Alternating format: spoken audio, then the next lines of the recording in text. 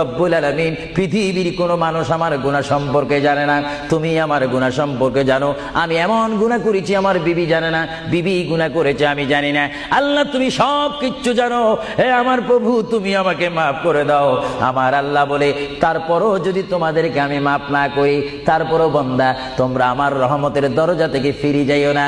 আমি তোমাদেরকে হুকুম দিচ্ছি, ওয়ালাউ আন্নাহুম ইয যালামু আনফুসাহুম জাউকা, বান্দারে যদি গুনাহ করে ফেলো আমার রহমত থেকে মুখ ফিরে তুমি চলে যাইও না। বান্দা, আকাশ পরিমাণ যদি গুনাহ করো, পাতাল পরিমাণ যদি গুনাহ করো, সাগরের পানি পরিমাণ যদি গুনাহ করো, পাহাড় তুলনায় যদি তুমি গুনাহ করো, আমার দরবার থেকে তুমি নিরাশ হইও না। বান্দা, আমি তোমাকে একটি রাস্তা বাতাই দিচ্ছি, একটি পথ তোমাকে আমি দেখাই দিচ্ছি। সেই পথটি কোন পথ তোমরা জানো?